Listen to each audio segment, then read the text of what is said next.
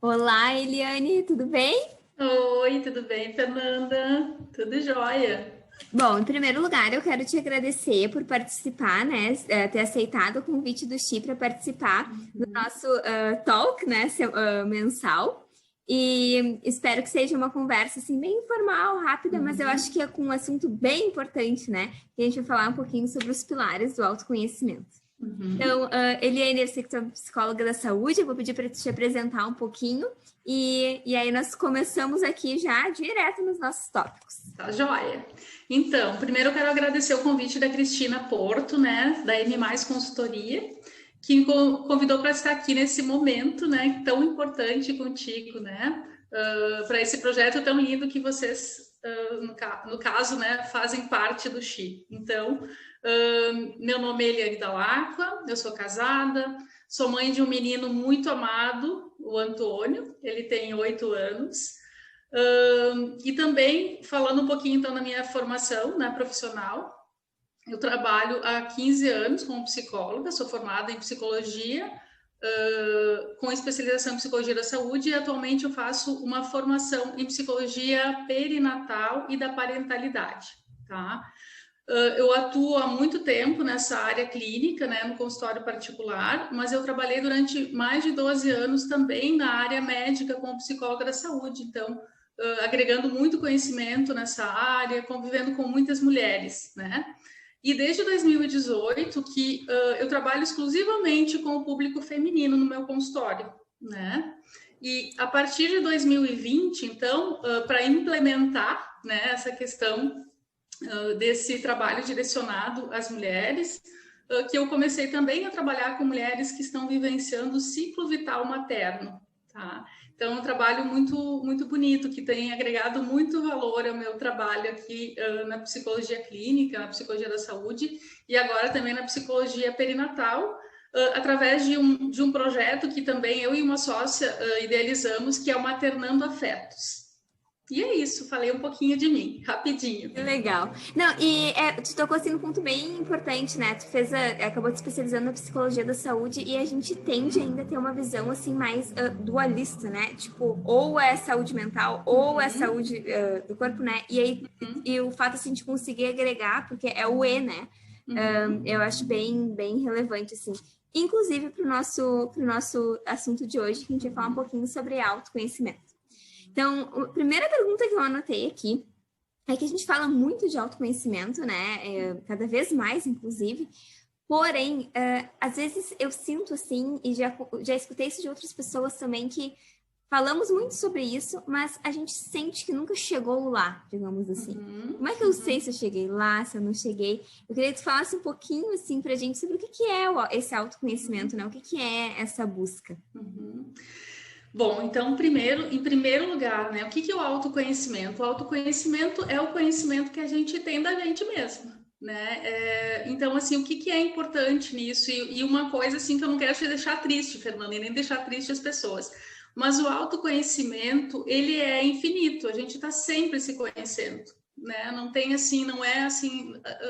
ele não é algo atingível. A gente vai se descobrindo, vai convivendo de forma melhor com os nossos sentimentos, mas o autoconhecimento ele é contínuo, é um processo, né? Então ele não para nunca. A gente está sempre se conhecendo. E isso que é legal. Isso é a parte boa, tá? Falando então sobre o que seria o autoconhecimento. O autoconhecimento é a possibilidade que a gente tem de lidar com as nossas emoções, de conhecer o nosso mundo interno, né? A gente, na verdade, está envolvida nesse mundo externo, né? Nessa correria do dia a dia, e muitas vezes a gente acaba até se adequando a padrões, né, culturais, né, sem ao mesmo nos questionarmos se isso é melhor para a gente, se é esse o tipo de pessoa, de profissional que eu quero ser. Então, o autoconhecimento nos faz ter segurança para lidar com as nossas emoções, para ter mais controle sobre as nossas emoções, né? Nessa lida do dia a dia, né? Porque durante um dia inteiro a gente vai conviver com várias situações diferentes que vão mobilizar vários tipos de emoções na gente. Se a gente se conhece melhor, a gente acaba tendo um controle das nossas emoções, com uma previsibilidade. A gente consegue prever assim, bah, isso vai me deixar muito irritada, então eu devo evitar essa situação, né? Isso nos protege. O autoconhecimento, ele nos protege. E também ele faz com que a gente possa reescrever um pouco a nossa história para poder viver a vida através dos objetivos que nós estipulamos para nós mesmos, tá? Interessante esse ponto. Eu achei muito interessante, assim, porque tu traz o autoconhecimento como um processo, ou seja, contínuo, né?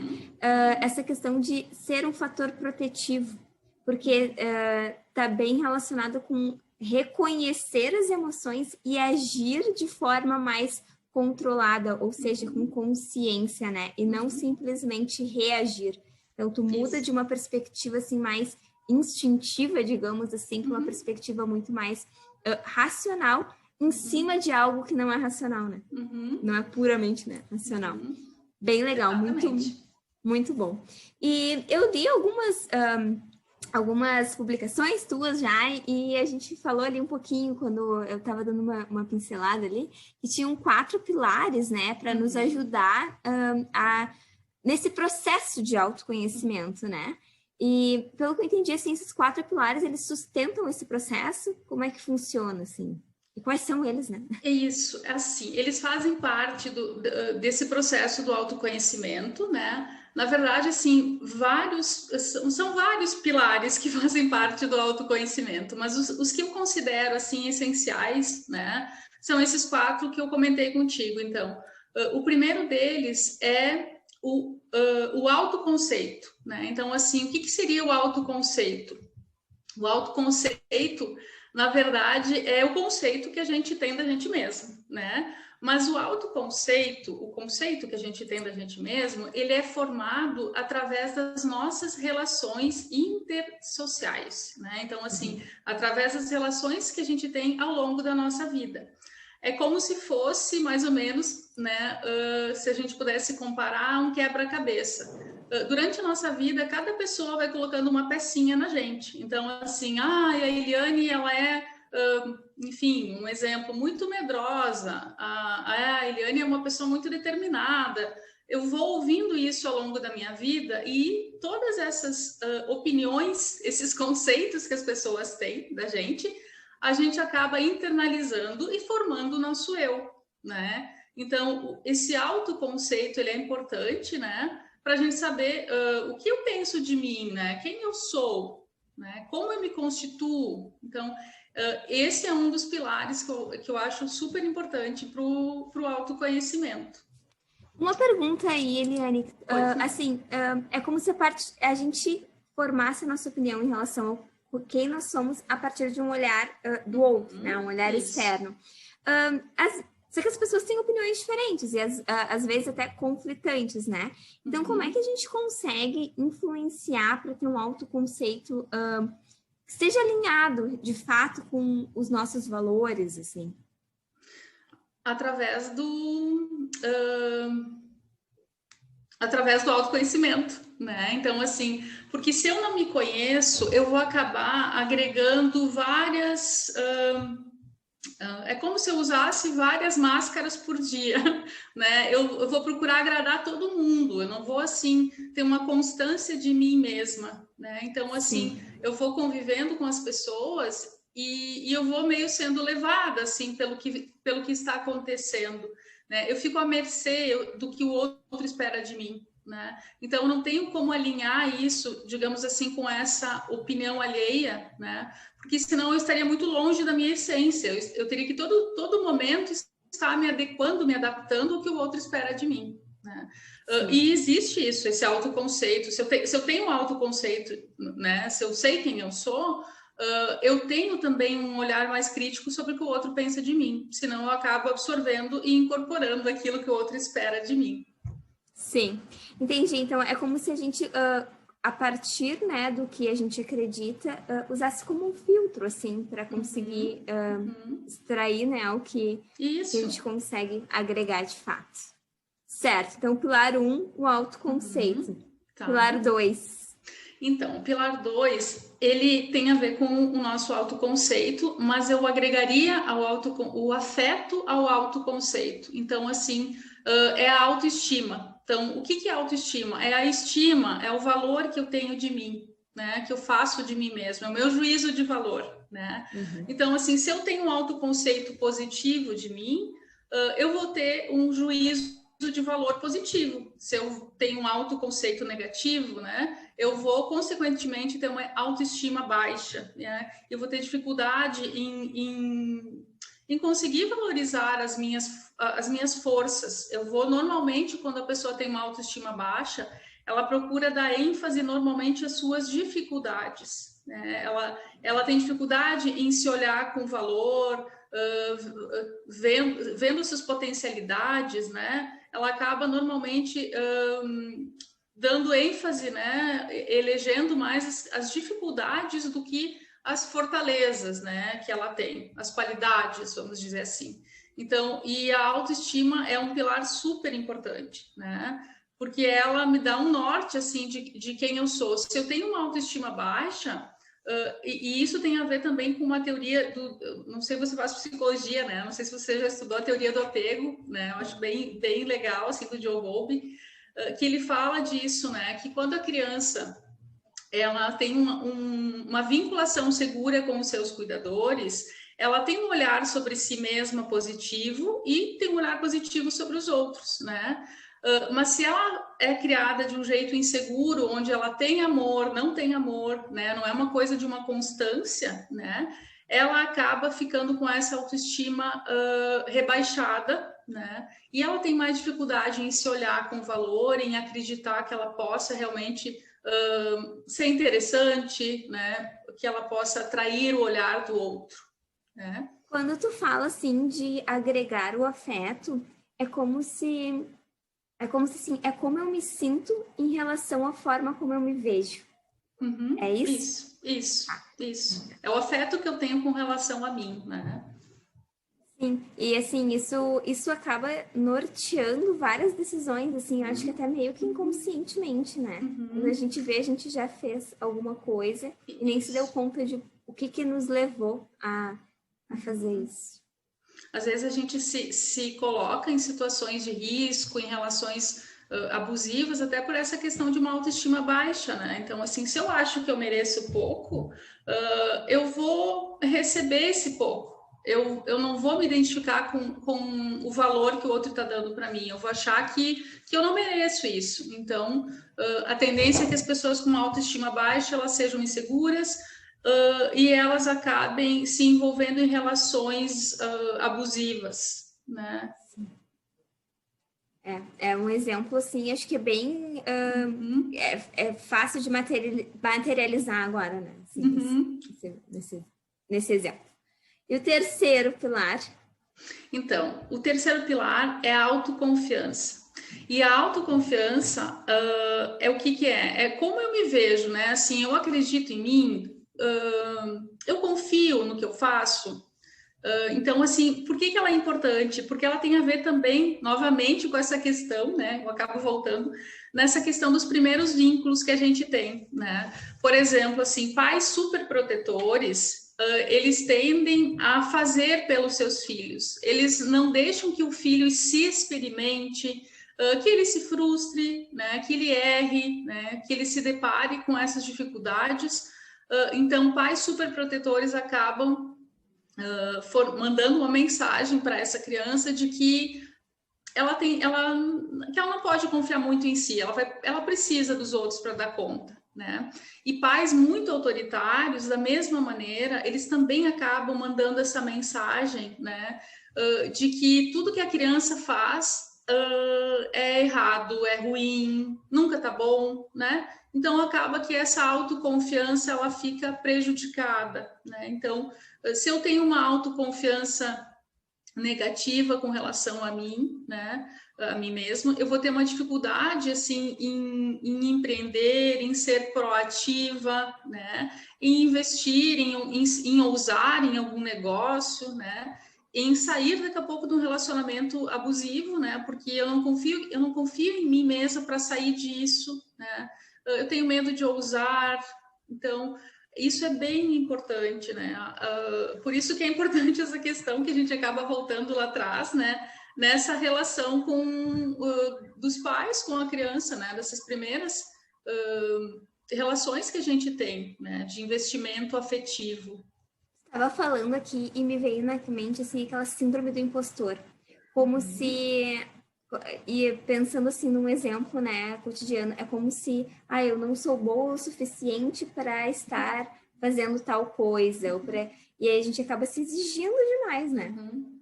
É bem nesse sentido, assim, do grau de exigência que a gente tem com a gente, né? Porque a gente também tem que ter um carinho com a gente, né? Ser tolerante com...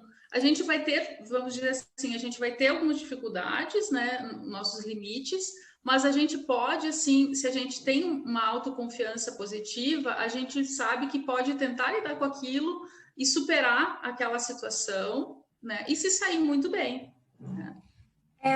É como se a confiança de que a gente vai conseguir lidar com as situações da forma como se apresentar. É nesse sentido, né? É nesse sentido. É assim, a gente vai estar o tempo inteiro sendo testado na vida da gente, né? Com várias situações, né?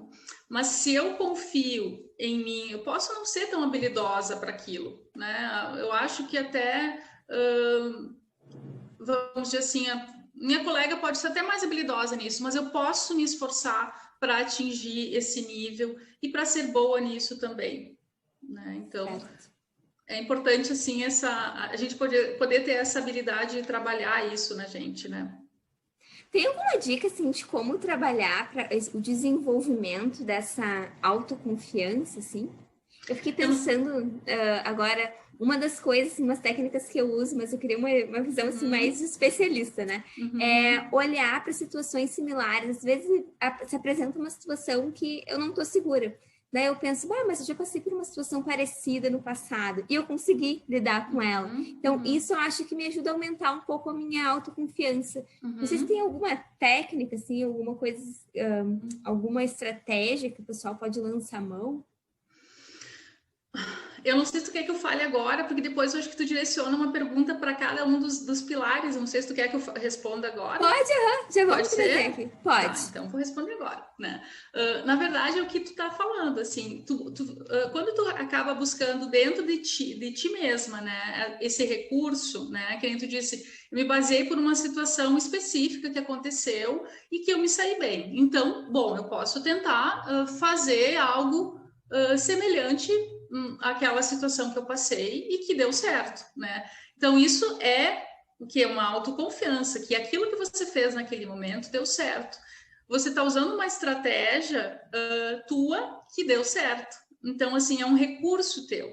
E quando a gente tem, digamos assim, uma autoestima equilibrada, uma autoconfiança equilibrada, a gente, mesmo tendo um problema inesperado, a gente consegue lidar buscando os nossos próprios recursos. Sim. É isso que você falou, assim. Que vem da experiência. Isso. Certo. E qual é o quarto pilar? O quarto pilar, então, ele é bem importante, tá? E ele tem um nome meio engraçado, porque é autocrítica, né? E normalmente as pessoas lidam com esse nome como se a gente estivesse fazendo uma crítica da gente. E a crítica não é uma coisa ruim, né?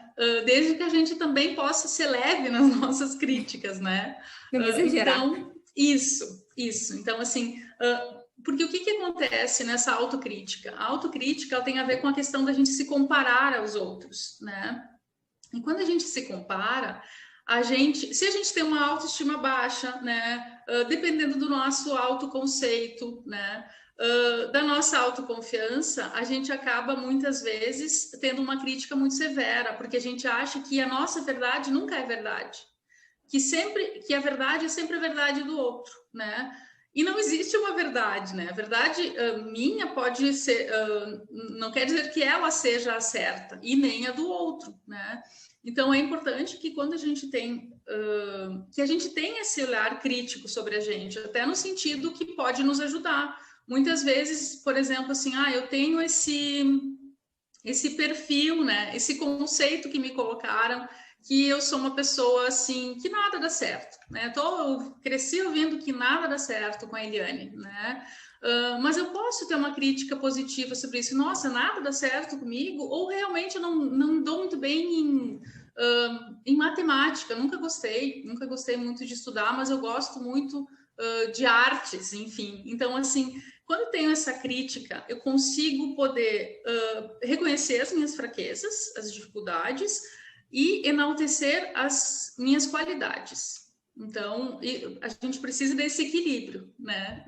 Nessa nossa crítica, que ela não seja que a gente não seja extremamente exigente, né, com a gente mesmo, mas que a gente possa, assim, também, de alguma forma, ser tolerante, ter paciência e nos permitir a tentar, né, pelo menos.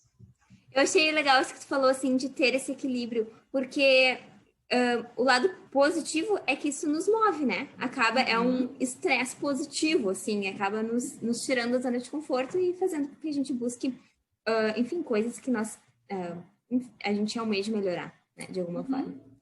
Alguma dica para melhorar, então, o autoconceito, a autoconfiança, a autoestima e a autocrítica? A gente já falou de uma dica, né? Que é refletir com base em experiências anteriores. Mais alguma? Eu acho que é assim, Fernanda.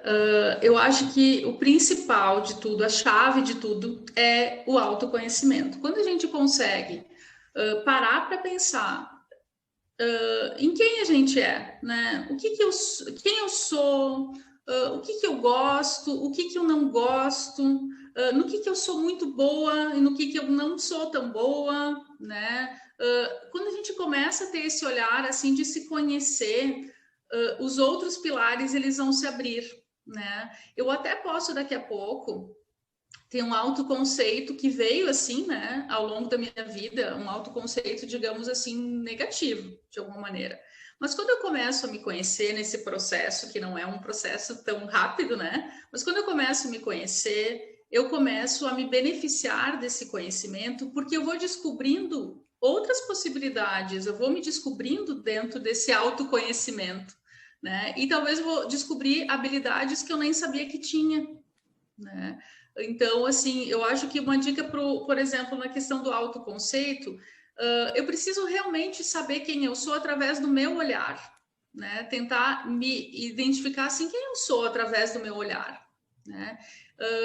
E com relação à autoestima, né? Assim, que eu possa, através desse conceito que eu tenho de mim, poder refletir, assim, mas eu tenho coisas boas, né? O que eu faço de bom? O que eu sou boa, né?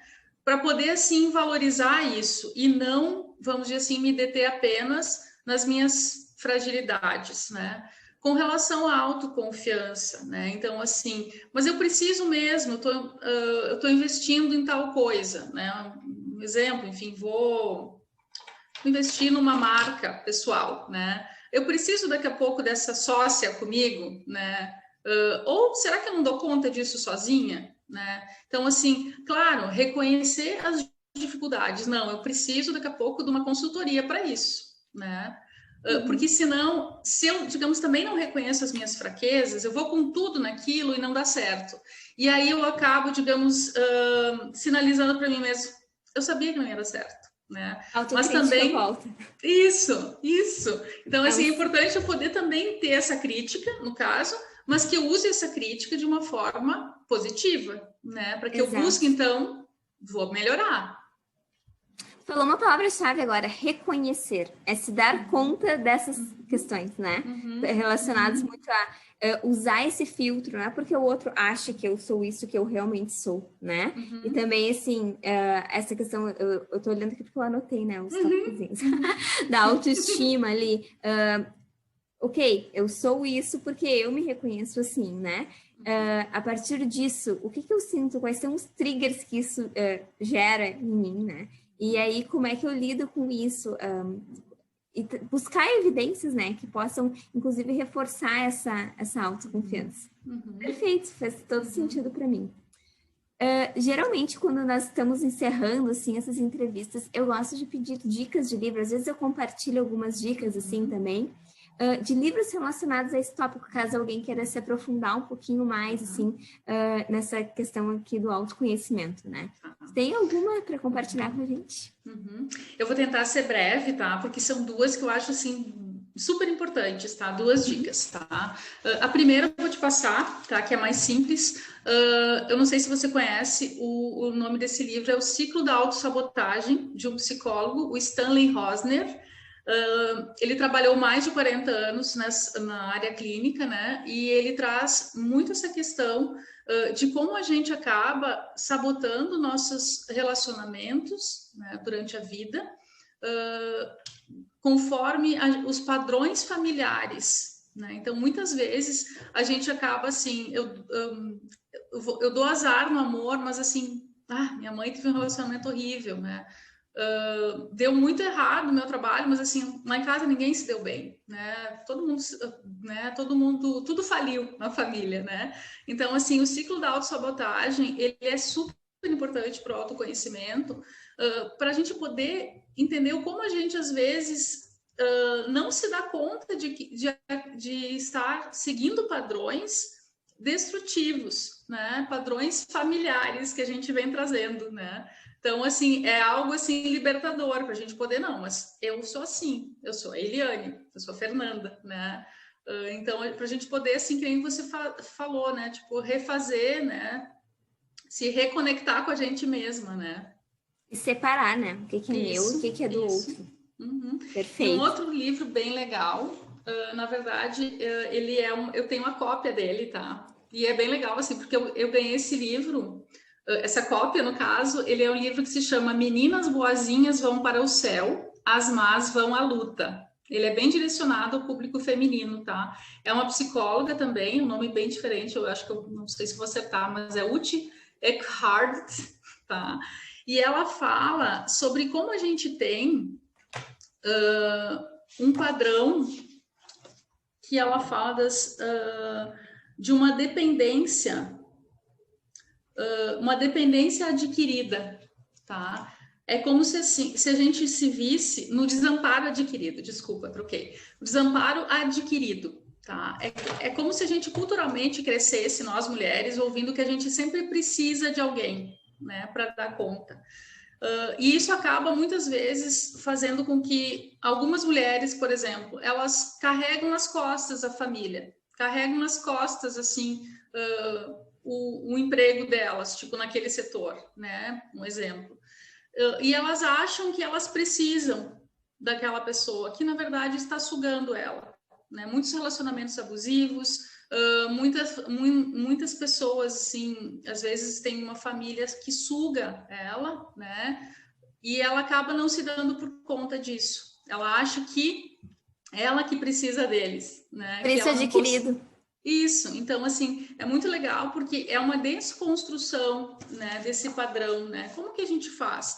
E é legal porque eu ganhei esse livro, enfim, de uma freira, de uma religiosa, né? E quando ela me trouxe, eu pensei, nossa, meninas boazinhas vão para o céu, as más vão à luta, né? Uma religiosa me entregando essa cópia.